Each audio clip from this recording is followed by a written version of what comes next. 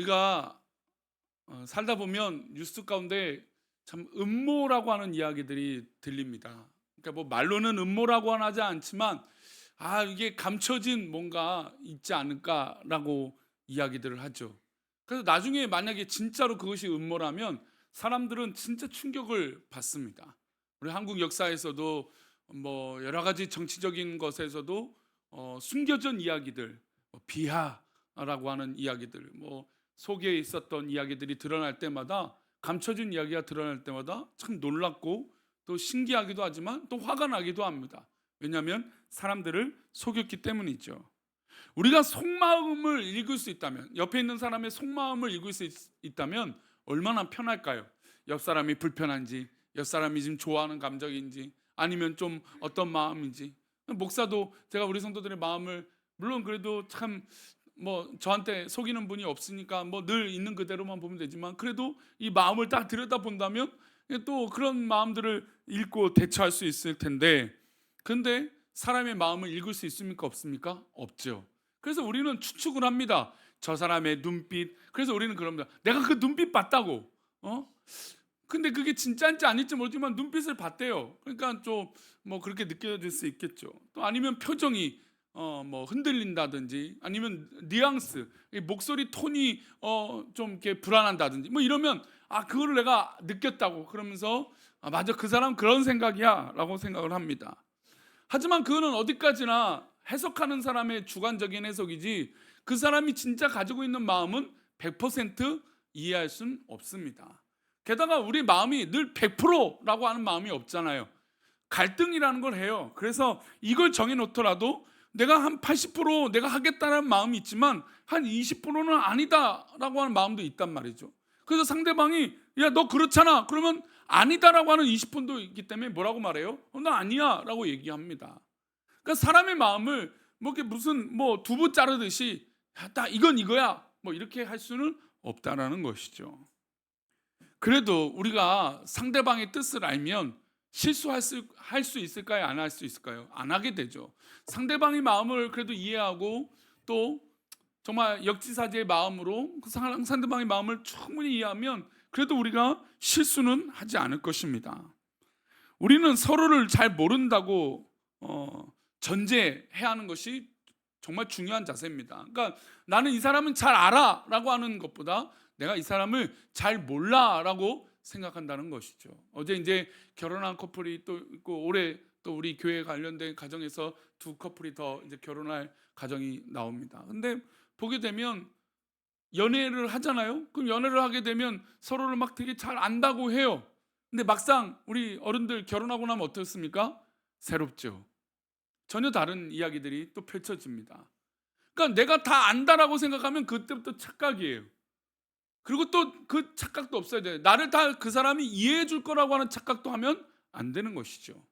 그러니까 이 부부 관계는 나는 상대방을 잘 모른다, 그리고 저 사람이 나를 무조건 이해해 준다, 이런 마음으로 살아서는 안 되는 겁니다. 우리 부모님들이야 우리 자녀들을 무조건적인 사랑으로 이해해 줄 수 있지만 부부 관계는 또 다른 것이죠. 그래서 늘 조심해야 될 건, 나는 저 사람을 잘 모른다라고 하는 전제로 행동하게 되면 오해나 문제가 생기지 않게 됩니다. 만약에 요셉을 죽이려고 했던 형들, 요셉을 정말 팔아버렸던 형들이 요셉의 꿈을 꿨던 그 이야기와 배경을 알았다면 요셉을 그렇게 했을까요? 그렇진 않았겠죠. 근데 보여지는 모습은 너무너무 괘씸한 거였어요. 아니, 형들을 맨날 조롱하고 아버지한테 일러 바치기나 하고, 근데 갑자기 꿈을 꿔갖고 온 게 우리가 너한테 절한다고? 이게 괘씸한 거죠. 근데 만약에 그 형들 가운데 요셉의 꿈과 하나님의 부르심을 알았다면 그렇게 할 일은 없죠. 그러니까 우리가 사실 인간관계에 참 어려운 건, 저 사람이 왜 저런 말을 하는지, 또 저 사람이 왜 저런 생각을 하는지, 또 저렇게 행동을 하는지 알지 못하기 때문에 상처와 오해들이 생기는 것입니다. 또 만약에 그 사람을 이해한다고 해도 우리는 훨씬 더 모른 채 행동할 때가 더 많습니다. 한 치 앞도 내다볼 수 없는 것이 바로 우리 인간이고 우리 인생이에요. 애굽은 요셉을 통해 하나님의 역사로 풍년과 흉년을 알아서 대비했습니다. 그러나 이 대비는 쉽지 않았습니다. 왜냐하면 전혀 예상하지 못할 일이기 때문이에요. 사실 풍년이 오면 대부분 계속 풍년이겠다라고 사람들은 기대합니다. 우리나라에 한 7, 8년 전부터 유행하는 과일이 있습니다. 이제 그 샤인머스켓이라고 하는 과일이 유행을 하고 있죠. 근데 과일이 뭐 포도 한 송이가 굉장히 고가입니다. 예전에 포도는 그렇게 비싼 과일이 아니었는데 이 샤인머스켓이라고 과일은 굉장히 한 송이에 8,000원, 만 원씩 하는 과일이죠. 그러니까 굉장히 고가의 과일이었습니다.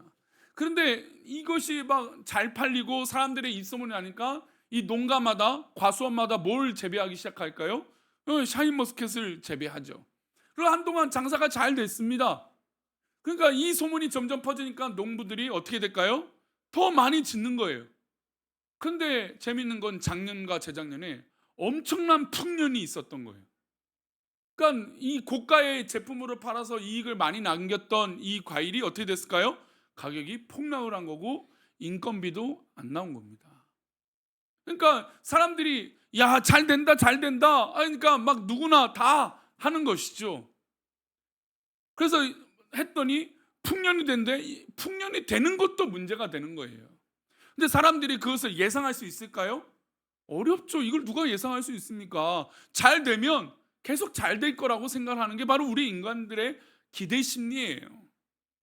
그런데 재작년 한 2, 3년 동안 많이 어려웠어요. 근데 올해는 과일도 되게 맛있어지고 또 이런 또 이 상품성이 좋아졌다는 뉴스를 듣게 됩니다.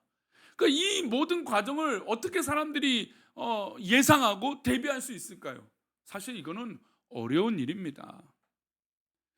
만약에 바로 왕에게 요셉 같은 인물이 없었더라면 이 풍년 동안 어떻게 됐을까요? 잘 됐겠지. 아마 허랑방탕한 삶을 살았을 겁니다. 잘 되니까요. 대비하지 않았을 거예요. 흉년이 7년이나 될 거라고 어떻게 생각할 수 있겠습니까? 우리가 가끔 살다 보면 어려움이 있으면 요 정도는 견딜 수 있겠지. 그런데 우리 어려움이란 게 그렇게 끝날까요? 어려움이 오면 또 하나가 또 옵니다. 근데 그걸 극복할 것 같은데 더 큰 어려움이 와요. 그래서 가끔 성도님들 보면 아유 목사님, 아니 어떻게 이렇게 어려움이 오는데 또 어려움이 올까요? 그렇게 우리가 인생을 살다 보면 그런 어려움들이 계속될 때가 있어요. 그리고 또 어느 날 보면 막 그 어려움들이 다 사라진 채 아유 목사님 감사합니다 그래요. 그러니까 우리 인생이 언제나 좋은 것만 또 있는 것도 아니고 언제나 또 어려운 것만 있는 것도 아니에요. 그런데 또 좋은 것 있고 어려움 있고 이렇게 반복되는 게 아니라 어려움이 계속될 때도 있고 좋은 것이 계속될 때도 있어요. 그러나 중요한 건 우리의 앞날의 한치를 내다볼 수 없다라는 것이죠. 그래서 요셉을 바로 왕이 총리로 세운 건 대단한 정치력과 결단이었어요. 풍년을 대비해서 또 흉년을 대비해서 준비하게 한 것은 이게 쉬운 것이 아닙니다. 왜냐하면 성경을 보면 흉년이 왔을 때 모든 주변의 국가들이 어떻게 됐을까요? 기근과 죽음에 시달렸습니다. 먹을 것이 없다라는 건 너무나 비참한 일이에요. 그래서 오늘 야곱은 이제 자신들이 벌어들였던 또 모아놨던 다 음식을 다 먹고 이제 없으니까 이렇게 표현하며 곡식을 얻어오라고 이야기를 합니다. 우리 42장 2절인데요. 함께 읽겠습니다. 시작. 야곱이 또 이르되 내가 들은즉 저 애굽에 곡식이 있다 하니 너희는 그리로 가서 거기서 우리를 위하여 사오라. 그러면 우리가 살고 죽지 아니하리라 하매, 지금 야곱과 그의 가족들은 죽을 지경에 빠진 것이죠. 분명히 이들도 풍년이 있었습니다. 그렇죠? 그 인근 지역은 다 동일한 기후로 형성되어 있으니까, 비슷한 기후니까 풍년 동안 7년의 풍년 동안 엄청나게 곡식과 먹을 것이 풍성했어요. 그런데 다가올 흉년을 예비하고 준비하지 못하는 거예요. 바로 우리 인간들이 그렇다라는 것이죠. 잘 될 때는 마치 다 잘 될 거라고 생각합니다. 그건 당연하죠. 하지만 우리 믿음의 사람들은 우리의 모든 과정 가운데 예비함이 있어야 될 줄 믿습니다. 그러나 야곱조차도요, 죄송하지만 대비하지 못했어요. 그래서 그 음식이 다 떨어지니까 야 너희들이 좀 가서 음식을 우리 먹을 것을 좀 구해 와라. 안 그러면 우리 여기서 우리 다 죽는다. 그런 얘기를 하는 것이죠. 야곱의 아들들에게 이 부탁들을 합니다. 야곱의 아들들은 누구입니까? 요셉을 팔았던 10명의 형들이었습니다. 하지만 야곱에게는 아픔이 있었어요. 왜 그랬을까요? 그러니까 아버지는 그 당시까지 요셉이 죽었다라고 생각을 했어요. 그러니까 잃어버린 아들, 죽은 아들로 생각했던 겁니다. 그래서 라헬에게 낳았던 이 베냐민은 아껴서 12형제 중에 한 명은 죽고 라헬에 낳은 막내 아들은 자기 품에 딱 두고 10명만 내보내게 됩니다. 우리 4절 말씀인데요, 함께 보겠습니다. 읽겠습니다. 시작.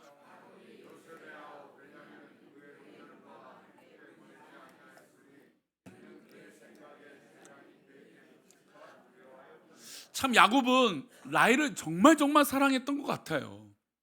왜냐하면 라헬을 얻기 위해서 20년 동안 삼촌 집에서 열심히 일할 정도로 아내가 또 레아 그의 언니가 있었음에도 불구하고, 물론 그 삼촌이 속였지만, 장인이 속였지만 그래도 그 가족을 얻었는데 불구하고 라헬을 위해서 열심히 더 7년을 더 일했던 사람이 바로 야곱이었습니다.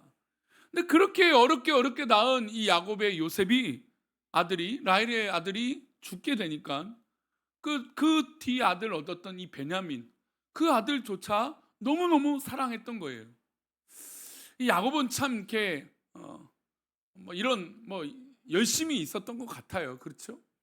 근데 한 가지 걱정은 왜 걱정이 됩니까? 요셉이 기억나니까, 요셉을 잃어버렸는데 베냐민마저 잃어버리면 난 진짜 죽겠다. 좀 의리가 있는 거죠. 라헬의 마지막 소생인데 이 하나 남았는데 이 아들마저 죽게 만들면 나는 안 되겠다라는 생각으로 이 베냐민은 품속에 딱 두게 됩니다. 그리고 나머지 10명의 형들을 내보내게 되겠죠. 어떻게 보면 우리가 성경을 딱 이 구절을 읽으면 별 의미가 아닐 수도 있어요. 그래, 그냥 이건 베냐민을 사랑하니까 10명을 딱 보내면 나머지 형들을 보내서 이 곡식을 구해오면 되겠지, 이렇게 볼 수 있어요. 근데 저는 이게 놀라운 일 아닙니까? 왜냐하면 요셉을 팔아버렸던 형들이 몇 명이었어요? 그 나머지 형들 10명이었습니다. 근데 야곱이 딱 이 10명만 딱 보내는 거예요. 흉년이 왔을 때, 야, 너희 4명은 여기로 가고 4-5명은 또 다른 데 가라, 어떻게든 이렇게 해라, 이게 아니라 그 10명을 야곱이 다 보내요. 이게 과연 우연일까요? 사실 이거를 우리가 나중에 요셉이 이 형들을 보내서 화해의 작업이 일어나는 것을 보니 딱 이렇게 되는 것이라고 보겠지만, 우리가 뒤돌아봐서 이게 만약에 내일이라면 이것 또한 굉장히 놀라운 일이라는 것이죠. 하나님께서 흉년이 왔을 때 베냐민은 놔두게 하시고 나머지 10명의 형들을 딱 보내게 됩니다. 이것조차도 하나님의 계획이었던 것이죠. 야곱은 요셉이 살아있을 거란 생각을 조차 하지 못했습니다. 요셉의 기억 때문에 베냐민은 딱 자기 품에 두었습니다. 자녀들을 둘셋 키워보시면 알겠지만 참 남편 닮은 자식과 날 닮은 자식이 있어요. 느끼죠? 야곱은 그랬던 것 같아요. 그래서 베냐민과 요셉은 또 좀 뭔가 나를 닮은 것 같고, 또 사랑하는 아내에서 낳은 아들이니까, 자녀니까. 그래서 요셉이 기억나서 베냐민을 보내지 차마 못했습니다. 그런데 반대로 야곱의 아들 10명도 마찬가지입니다. 어떤 게 마찬가지냐? 자신들이 쌀을 구하러, 식량을 구하러 가는 그 나라의 총리가 누구입니까? 요셉이라고 생각할 수 있을까 없을까요? 당연히 할 수 없습니다. 아니, 왜 그런 생각을 하지 못하냐면, 종으로 팔렸는데 어떻게 총리가 돼요? 종은 종이에요. 종이 신분이 바뀐다? 말도 안 되는 거죠, 그 당시. 그러니까 종은 종이니까, 종으로 팔았으니까 그가 무슨 대단한 권위와 직위를 얻을 수 있다? 생각조차 할 수 없었던 일입니다. 자, 그 모습을 6절에 이렇게 이야기합니다. 우리 6절 말씀 읽겠습니다. 때에 요셉이 나라의 총리로서 그 땅 모든 백성에게 곡식을 팔더니 요셉의 형들이 와서 그 앞에서 땅에 엎드려 절하매, 요셉은 하나님의 계시로, 하나님의 은혜로 이 흉년을 대비해서 이 풍년 때 얻은 곡식을 팔기 시작합니다. 굉장히 장사를 잘하는 것이죠. 그러니까 우리나라가 좀 이런 이 도매업이 그래서 조금 문제가 되고 이슈가 되긴 하지만, 이 도매업에 왜 돈을 많이 법니까? 이거를 예측하면 돈을 많이 벌죠. 얼마 전에 요소수 사태가 있었어요. 한번 뉴스에 굉장히 오랫동안 나온 적이 있었는데 뭐 중국과 뭐 어떤 뭐 수입이 안 된다 이러니까 국내에 남아 있던 요소수 값이 막 2배, 3배 됐습니다. 평소엔 10,000원밖에 안 하던 거였어요. 10,000원이면 충분히 뭐 한 10리터만 살 수 있는 걸 그게 갑자기 막 3만 원, 4만 원 줘도 구하지 못하게 되는 것이죠. 만약에 내가 재고, 그러니까 즉 도매상으로 창고에 싼 가격에 모아놨다면 나중에 어떻게 될까요? 그 가격이 3배, 4배, 5배, 10배가 되는 것이죠. 그러니까 하나님의 은혜로 요셉이 그렇게 지혜롭게 살게 된 것입니다. 그런 역할을 이 야곱의 형제들이 요셉이 그렇게 할 거라고 생각했을까요? 못합니다. 파는 그 모습 가운데 형제들이 이 총리 앞에 엎드립니다. 형들의 입장에선 총리고 요셉은 이 형들을 알까요 모를까요? 알았죠. 당연히 알았죠. 왜냐하면 형들은 도무지 이가 요셉일 거라고 생각하지 못했고 과거에 이 요셉이 이렇게 잘 될 거라고 생각조차 할 수 없었기 때문이에요. 그래서 성경은 요셉은 그 형들을 알고 있었다라고 얘기합니다. 우리 8절 말씀인데요, 함께 보겠습니다. 8절입니다. 시작. 요셉은 그의 형들을 알아보았으나 그들은 요셉을 알아보지 못한. 당연한 겁니다. 당연한 거. 그냥 만약에 이제 요셉이 나쁜 마음 가지고 있었다면, 상처로 가득한 삶이 됐고 상처가 치유되지 않았다면 이 기회는 절호의 찬스예요. 왜요? 만약에 요셉이요 좀 있다가 이제 장난을 치거든요. 근데 장난을 치지 않고 진짜 나쁜 마음, 상처받은 마음 갖고 있었다면, 형들 때문에 내가 이렇게 고생하고 죽을 고생 다 했으니까, 그렇죠? 내가 정말 갚아주겠다 이렇게 한번 마음 먹으면 본인들을 못 알아보잖아요. 요셉을 못 알아보잖아요. 만약에 이게 알아보았다면 또 문제가 달라요. 그렇죠? 만약에 요셉을 알아보았다면 요셉이 어떤 행동을 해도 복수했다라고 뭐라고 할 거니까. 근데 못 알아봤으니까 얼마나 복수하기 좋아요. 게다가 자신이 총리니까. 근데 못 알아본 이 형제들을 복수하거나 그러지 않아요. 우리는 그 이야기들을 계속 해왔죠. 왜냐하면 하나님의 은혜가 있었기 때문이죠. 그리고 그에겐 상처가 되지 않았던 하나님의 놀라운 은혜가 있었기 때문에 술 맡은 간원장에게도 복수하지 않았고 누구에게도 복수하지 않았어요. 보디발 그 아내 자기를 유혹해서 감옥에 갇혔던 그 아내를 불러다가 이 나쁜 여자야 이러지 않았어요.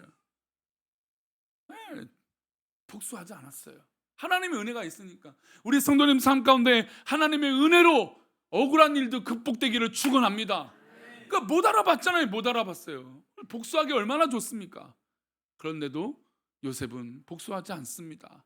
그리고 반대로 형제들은 당연히 이 총리가, 이 쌀을 팔고 있는 총리가 어떻게 요셉입니까? 말도 안 되죠. 그리고 대부분의 신학자들은 요셉이 어렸을 때 사랑만 받고 예쁨만 받았고 정말 험한 일 하지 않았던, 어떻게 손톱에 때 한 번 끼지 않았던 이가 아마 이 10몇 년 동안 어려운 옥살이를 하고 가정 총리를 하면서 종사를 하면서 아마 외모가 많이 바뀌었을 거다라고 생각을 해요. 그렇잖아요. 우리가 험한 일하고 어려운 일 하면 얼마나 손이 거칠어집니까? 저는 어렸을 때부터 얼굴이 새까맸습니다. 그래서 밝았던 기억이 없어서, 어렸을 때도 별명이 부시맨이어서 고등학교 때 새까맣다고 하도 이게 나가서 노는 걸 뭐 어릴 때부터 좋아해서 새까맸어요. 그러니까 그랬던 사람이 뭐 까마면 뭐 그렇다 뭐 그럴 수 있어요. 뭐 까만데 조금 더 진할 뿐이에요. 여름 때는. 그런데 요셉은 막 예쁨 받았잖아요. 얼마나 예쁨 받았습니까? 아니 뭐 얼굴도 뭐 정말 그 당시 뽀송뽀송하고 막 17살 때 얼마나 뭐 밝았겠습니까? 그런데 험한 인생의 고난을 보내면서 아마 얼굴도 많이 변했고 외모도 많이 변했을 것입니다. 그러니 당연히 못 알아뵙겠죠. 우리가 소위 이제 요거를 이제 어른들이 우스갯소리입니다.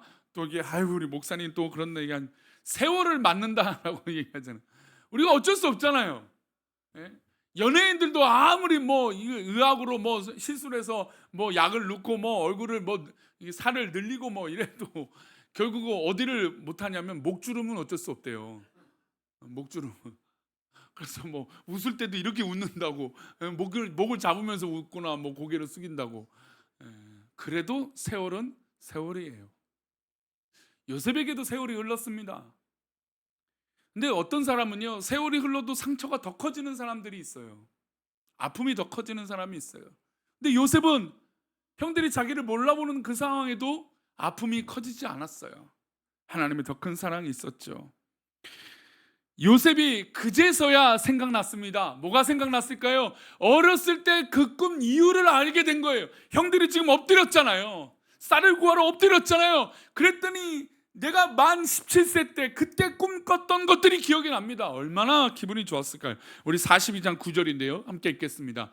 요셉이 그들에게 대하여 꿈꾼 것을 생각하고 그들에게 이르되 너희는 정탐꾼이라 이 나라의 틈을 엿보려고 왔느니라. 요셉이 그들 형제들을 보자, 야, 내가 어렸을 때 그 꿈꾼 것이 이렇구나라고 깨달은 것이에요. 아, 하나님께서 이때를 준비해 주셨구나라고 깨달은 것이죠.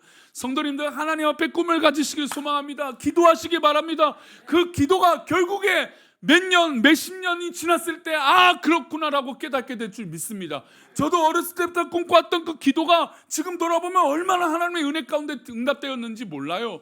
그 당시는 모르죠. 어려움 당하면 모르죠. 어떤 일이 있으면 몰라요. 그래서 우리는 한숨을 쉽니다. 우리 아까 찬양했던 것처럼 한숨을 쉬는 일들이 있어요. 그때는 몰라요.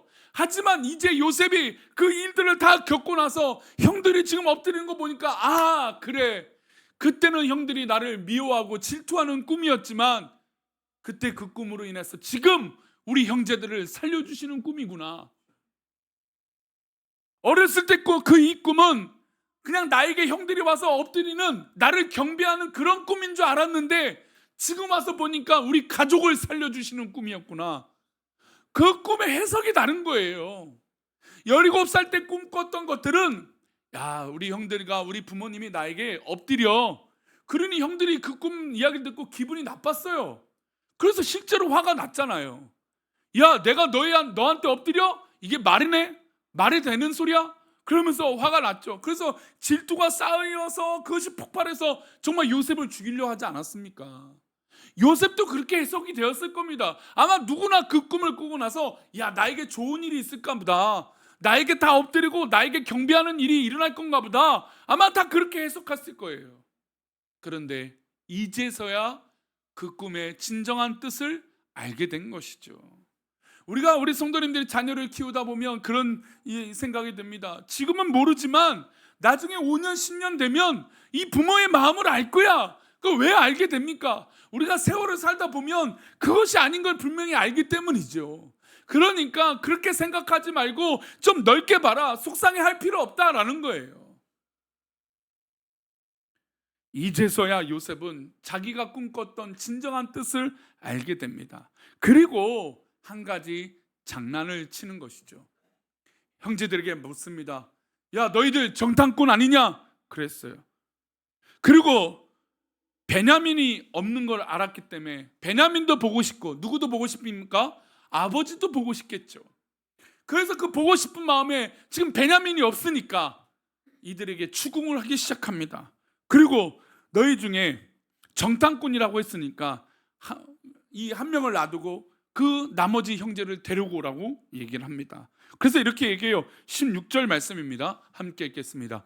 너희 중 하나를 보내어 너희 아우를 데려오게 하고 너희는 같이어 있으라. 내가 너희의 말을 시험하여 너희 중에 진실이 있는지 보리라. 바로의 생명으로 맹세하노니 그리하지 아니하면 너희는 과연 정탐꾼이라 하고, 지금 총리가 와갖고 내가 바로 왕의 이름으로 맹세한다. 너희들이 아우를 데리고 오지 않으면 너희들은 가짜고 거짓이다. 지금 그냥 정탐하러 온 거 아니냐? 이야기를 했습니다. 이 이야기를 하고 아마 요셉도 힘이 들었을 겁니다. 물론 베냐민을 만나고 아버지를 만나고 싶은 마음에 이렇게 말했지만 본인 마음에도 씁쓸한 마음이 들었을 거예요. 그래서 재밌는 장난 중에 하나가, 이게 뭐 이제 요셉의 입장에서는 재밌었을 거고 형들의 입장에서는 이제 식은땀 흘리는 일이 벌어지죠. 감옥에 가둬라 하니까 며칠을 가두냐면 우리 17절 말씀 보겠습니다. 이 10명 형제를 어떻게 할까요? 보겠습니다. 시작. 그들을 다 함께 3일을 가두었더라.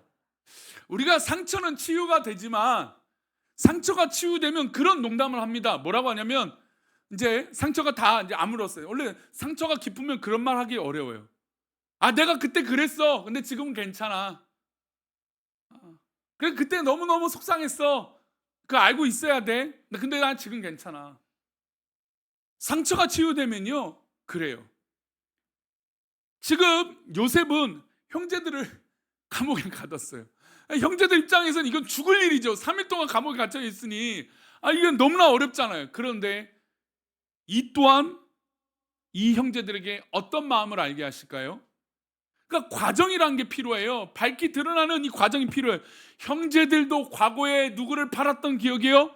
요셉을 팔았던 기억이 떠올라야죠. 요셉만 떠오른다고 이게 해결되지 않잖아요. 야, 내가 상처받았어 라고 말했는데 상대방은 몰라. 그러면 상처가 해결되나요? 그 사람도 기억해내야죠. 내가 그랬어? 내가 그랬구나. 내가 너무 생각 없이 그랬구나. 떠올라야죠. 그래야 대화가 되는 거예요. 그래서 감옥에 가뒀더니 형제들이 뭘로 느꼈을까요? 우리 21절 말씀 읽겠습니다. 시작. 그들이 서로 말하되 우리가 아우의 일로 말미암아 범죄하였도다. 그가 우리에게 애걸할 때 그의 마음이 괴로움을 보고도 듣지 아니하였으므로 이 괴로움이 누구에게요? 우리에게. 우리가 성도님들 요셉의 입장이든 형제의 입장이든 괜찮습니다. 어느 입장이든 내가 일어난 이 일이 반면 거울이 되어져야 돼요. 이 일이 내가 그때 그래서 그랬구나. 내가 이 일이 하나님께서 주신 메시지구나. 이 일이 깊은 뜻이 있구나 라고 깨닫는 사람들이 되기를 축원합니다. 아니, 어떤 일이 있어도 그냥 무감각해요. 아무 생각 없어요. 믿음의 도전이 없어요. 그러면 우리에겐 변화라는 것은 일어날 수 없습니다. 감사라는 건 일어날 수 없습니다. 우리에게 어떤 일이 일어나거든 그 일로 인하여 하나님의 놀라운 계획을 깨달으시길 소망합니다. 요셉의 꿈과 형들이 그렇게 했던 것들이 이제야 밝히 드러난 거예요. 이제서야 서로 깨닫게 되는 것이죠. 우리 성도님들, 이 빌립보서 말씀을 꼭 잊지 마시길 바랍니다. 우리 2장 16절 말씀 읽고 말씀을 마치겠습니다. 함께 읽겠습니다. 생명의 말씀을 밝혀 나의 다름질이 헛되지 아니하고 수고도 헛되지 아니하므로 그리스도의 날에 내가 자랑할 것이 있게 하려 함이라. 할렐루야. 생명의 말씀을 우리에게 밝혀주시고 우리의 삶을 통하여 우리가 과거에 했던 일, 앞으로 하려고 하는 모든 일들을 밝혀주실 것입니다. 그래서 내 걸음을 헛되지 않게 해주실 것이에요. 내 수고도 헛되지 않게 우리 하나님이 한숨을 바꿔주실 것을 믿습니다. 그러니 성도님들, 하나님의 계획을 믿으십시오. 하나님이 이제부터 밝혀 드러내어 주실 것을 믿습니다. 때가 되면 하나님께서 깨닫게 해주실 것을 믿습니다. 그러니 견디십시오. 그러니 끝까지 이겨내십시오. 내 다름질과 내 수고가 헛되지 않을 그 날을 허락하여 주실 것을 믿습니다. 우리 모두 일어서셔서 우리 아까 찬양했던 나의 한숨을 바꾸셨네, 우리 함께 찬양하고 기도하고 축도함으로 예배 마치도록 하겠습니다.